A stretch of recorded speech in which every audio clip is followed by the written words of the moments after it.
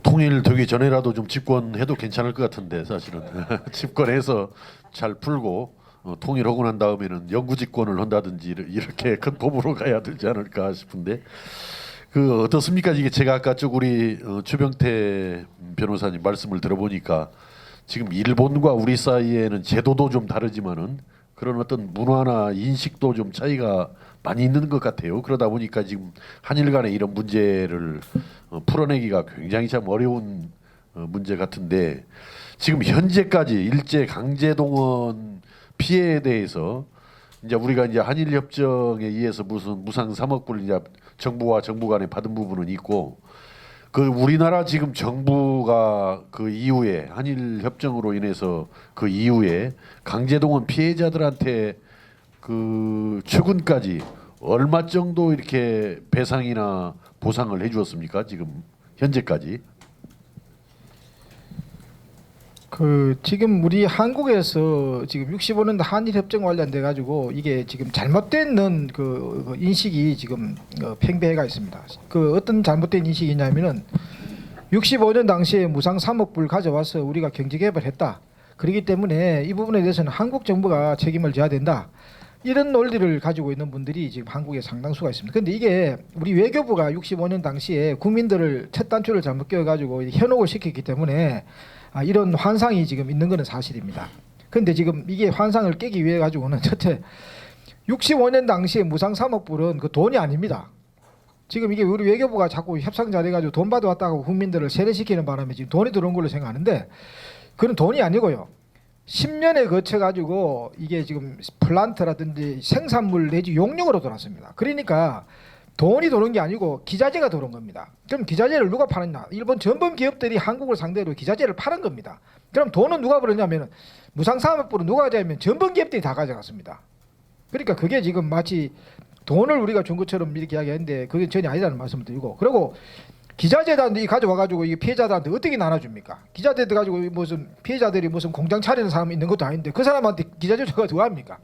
그러니까 이게 지금 경제 협력을 통해 가지고 한 푼도 배상을 안 하는 것이 그게 역사적인 진실인데 이게 지금 한 푼도 배상금 못 받았고 사죄도 못 받았다 이렇게 이야기를 해가지고 한일 협정을 맺었다 이래 이야기하면은 국민들이 가만히 있겠습니까?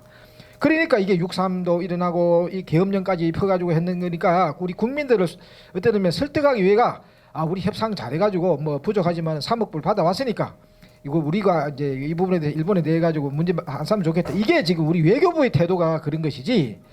근데 그게 이제 사실이 아니라는 거는 한일협정 문서 공개하면서 다 드러났지 않습니까? 그래서 만약 제가 그거는 이제 확실하게 말씀드리겠는 게 제가 아베 총리한테 물어봤습니다. 지금 한국 정부는 무상 3억 불 뭐 일본으로부터 받아왔다 하는데 그 말이 진짜냐 이래 이야기하니까 아베 총리가 어떻게 이야기했는지 압니까? 무슨 말도 안 되는 소리를 하십니까? 우리가 받아올 게 더 많은데 우리가 뭘 줍니까? 그런 게 지금 아베 총리의 답변입니다. 일본에 보관되어 있는 공탁금 무상 3억에 포함되어 있습니까? 그러니까 포함되어 있다고 나는 생각하고 이제 답을 할 줄 알았거든요. 그런데 아베 총리는 그거 지금 그 부분에 대해서는 말 못하겠다. 이런 이야기. 이게 이제 아베 총리의 입장입니다. 그런데 일본에서 주지도 않은 돈을 갖다가 한국에서는 마치 받아왔다고 지금 우기면서 그 우기는 건 좋은데 그러면 피해자들한테 뭘 해줘야 될 거 아닙니까? 근데 피해자들한테 안 해줘가지고 지금 한국에서 재판을 해가지고 대충 한국 정부 상대로 해가지고 두드려 해가지고 받아낸 돈이 한 7천억 정도는 지금 받아냈어요. 근데 7천억 정도 받아냈는데 이게 의회 보면 큰 돈인 것 같지만은 이 큰 돈 아닙니다. 지금 한국 그 대법원에서 위자료 판결이 한 1억 정도 인정이 되거든요. 그러면 65년 한일협정 맺을 때 국외 강제동원 숫자만 해도 103만 명입니다. 그러면 103만 명 곱하기 1억 계산하면 103조입니다. 103조를 한국 정부가 떳떳하게 피해자한테 돌려주든지. 근데 뭐 1조 원도 안 주고 안 돌려주고는 말이지 뭐 이거 뭐 일본에 대해 가지고 책임도 안 묻겠다. 일본에 보관되어 있는 돈도 안 찾아오겠다. 도대체 뭐 의하자는 겁니까? 그러니까 일본에 대해 책임을 안 물을 것 같으면은 103조 돈을 만들어 가지고 피해자한테 보상을 해주든지 해줄 자신이 없으면은 일본에 보관되어 있는 공탁금을 찾아오든지 이게 지금 이게 정도가 있는 이야기지.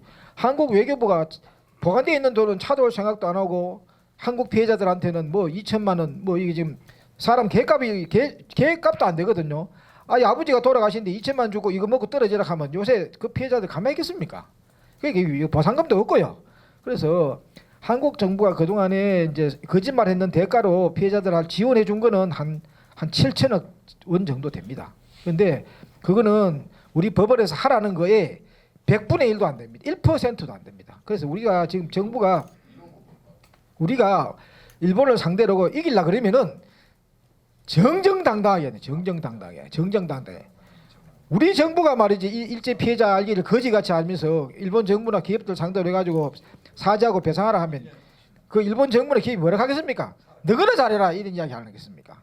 이렇게 지금 우리 피해자들에 대해서 우리 정부가 무시하고 우리 정치인 얼마 전에 지금 대통령 비서실장도 거짓말하고 있지 않습니까? 그거 지금 뭐 8개월 동안에 아무 대책 안 세웠는데 뭐였냐 이러니까 우리 피해자 만나가지고 무슨 대책 세운다고 이리 시간이 말겠습니다. 피해자 중심주의를 채택하고 있기 때문에 그렇습니다. 피해자 비서실장 만난 사람 소감 들어보십시오. 이래 거짓말이나 살살하고 말이죠. 지금 이게 일제 피해자 우습게 하는 것은요 여당이나 야당이나 똑같습니다. 그래서 생긴 게 제3 대안과 정치입니다. 그래서 대변인 하셔야겠네 진짜.